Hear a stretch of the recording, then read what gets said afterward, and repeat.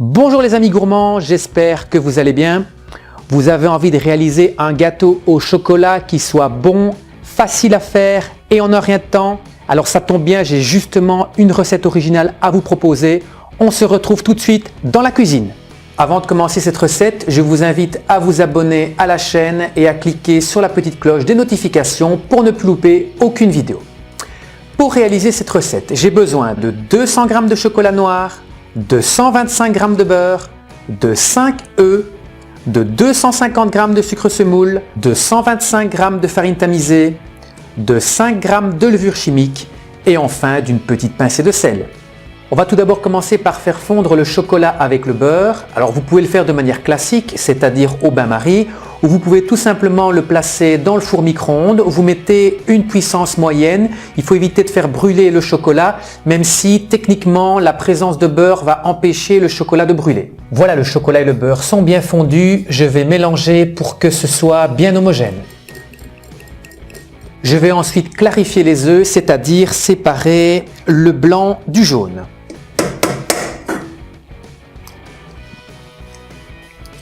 Je vais blanchir les jaunes avec le sucre. Vous le faites à la main ou au batteur électrique, c'est comme vous préférez. Je vais à présent incorporer le chocolat et le beurre fondu.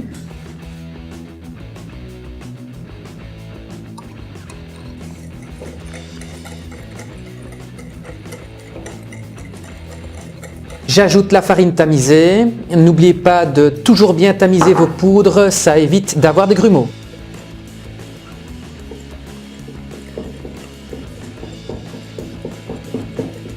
J'incorpore à présent les 5 g de levure chimique.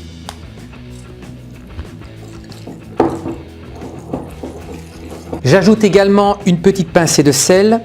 Alors le sel, ce n'est évidemment pas pour donner un goût salé au gâteau, mais c'est plutôt pour utiliser le côté exhausteur du goût du sel.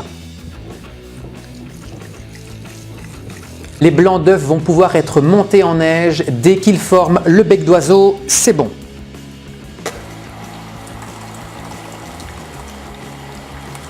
Les blancs sont bien montés, il ne reste plus qu'à les ajouter à l'appareil à gâteau et à mélanger délicatement à l'aide d'une maryse pour éviter de faire retomber les blancs.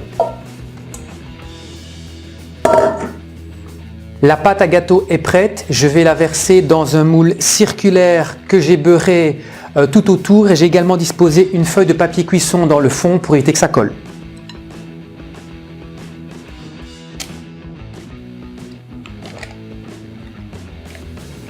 Le gâteau va maintenant partir au four à 175 degrés pendant 20 à 30 minutes, tout dépend évidemment de votre four.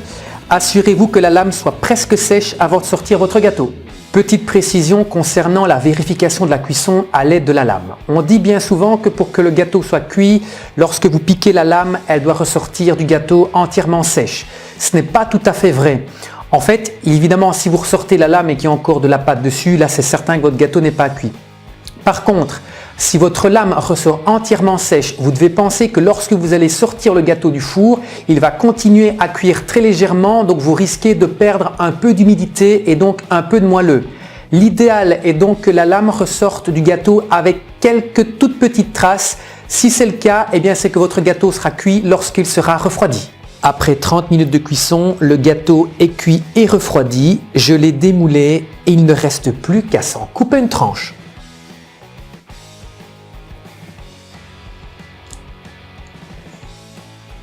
Alors comme prévu, il est bien gonflé et il est bien moelleux. J'espère que vous le voyez à la caméra.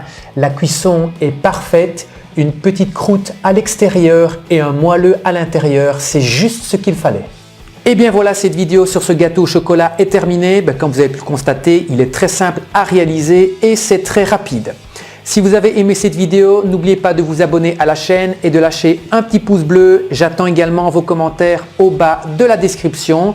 Je vous fixe rendez-vous mercredi prochain pour un nouveau tutoriel en vidéo et en attendant, je m'en vais déguster mon gâteau.